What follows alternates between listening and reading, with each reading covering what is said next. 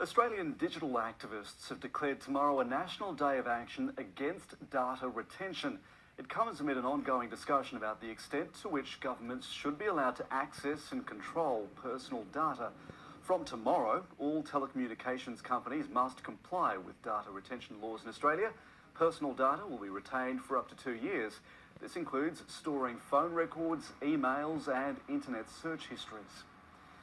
For more on the influence of governments and big business on the internet, I was joined earlier by the web pioneer Dame Wendy Hall.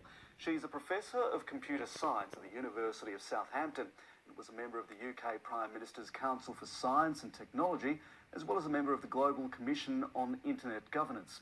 Professor Dame Wendy Hall is in Australia as part of the Brave Conversations Web Science Conference in Canberra. Professor Dame Wendy Hall, thank you for joining us on Lateline. Pleasure to be here. Now, you contributed to a recent report by the Global Commission on Internet Governance that says the internet is at a crossroads. How so? Well, there's so many pressures on it. What started off as something that was open and free for everyone to use has got a lot of pressures from commercial forces. Not that there's anything wrong in making money on the internet, but companies have a different agenda to people just us consumers or prosumers. Governments almost suddenly realising this is a major policy issue. Some governments want to use it to control. Some governments want to use it to protect and keep open, but at the same time are well aware of the threats that it poses. And then you've got us, the people. It is ours, really. We make it. We put the content on, and it's because we use it that it grows. Who is it up to foster that spirit of openness that the internet was created with? Well, that's what's so ironic, really. It was started by the likes of the internet was started by effectively Vint Cerf and Bob Kahn, and then Tim Berners-Lee built the web, the protocols for the web on top of that. And they all had the same idea that the standards and the protocols would be open and free and universal. And that is what has enabled it to grow as it has grown across the world, because wherever you are in the world, you can use the same technical standards to access it. And you don't have to pay anybody a license or buy any software to do that. Are you barking up the wrong tree if you go to a government or go to a commercial organisation and say, hey, help us keep the internet free and open? Well, if you take the example of Facebook, they don't want to keep the internet free and open. They would like everybody just to use Facebook, right? And they've tried that in parts of the world where they say, here, have a mini version of Facebook and we'll give you free access to the, in quotes, internet. So they don't really have a vested interest in keeping it open and free. Some governments do have, and other governments don't have. And some companies do have. I mean, I would say Google, for example, really needs an open internet to work, because we all have to use their search engine for us to get for them to get the information about us. You talk about buying and selling things on the internet and the commercial imperative of keeping the internet alive. Increasingly, our personal data is commoditised. Do you think people have an appreciation of just to what degree their personal data is held out of sight and used without their knowledge? No, I think generally people don't. I'm not sure how much what the feeling is in Australia. In the UK, there is definitely a groundswell that they worry about how much governments know about us and what data the governments store about us. But actually, the commercial companies store even more and probably know more about us in their own silos. And we don't seem to question that at all. We use loyalty cards. We happily use our credit cards and our phones everywhere, buy anything everywhere. That's what we like about it.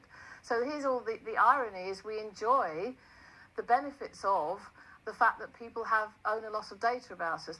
Malicious activity is named as one of the greatest threats to the future of the internet. What goes through your mind when you see media organisations and social media corporations scrambling for a solution to the spread of so-called fake news? The thing about the internet is it reflects everything about society. So all the good and bad stuff in society is writ large in the internet, and it feels so dangerous because it seems to happen very quickly and it scales very quickly. But actually, of course, there's always been fake news. There's always been propaganda. There's always been people that have wanted to twist the news to their own ends. It's just that we've got a new way of doing that now. And it's partly about education. It's about questioning the provenance of the information. You know, who generated that video? Who generated that story? What is the provenance of where's the data that says that story is true? And that's what we've got to learn to check. A bit like we used to with newspapers. You know, you had to check where the story came from, and the difference between a good newspaper and a bad newspaper is that they checked the story before they printed it. And it's the same sort of thing on the web. It's just it all happens so much faster. For those people who do lack digital or numeracy skills and literacy skills, what is the future for them when computers are becoming more and more intelligent and more sophisticated and taking over those functions that would have once been performed by humans? Yeah, this is a big issue. I think with all technological revolutions, and this is a huge one that we're just at the, you know, as everyone says, we're just at the leading edge of it. We're nowhere near arrived at what will be the steady state, if there ever is one. There will be a loss of jobs, but what history tells us that more jobs will be created as a result. It's just that when you're going through it, there are going to be people who will lose the jobs they have today, and they don't have the skills for the jobs that will be created. And so it does all come back to education, and this is where governments play a major part. I mean, I know this is why the UK government has launched the AI review that I'm co-chairing. It's that very issue of where are the new jobs going to be, and how do we get people into a position where they can take advantage of new jobs. And you have a very optimistic view about the ability of AI to actually bridge some of those gaps in literacy.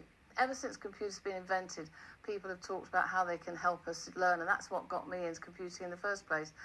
And I do believe that we're at a point where people will be able to sit down and have customised learning programs where the machine actually guides them through the information. We're not quite there yet, and we still have a major role for human tutors in the loop. But I do think that more and more people will be able to learn online, yeah. Professor Dame Wendy Hall, it's terrific to have you on the program. Thanks for joining us. Well, thank you very much.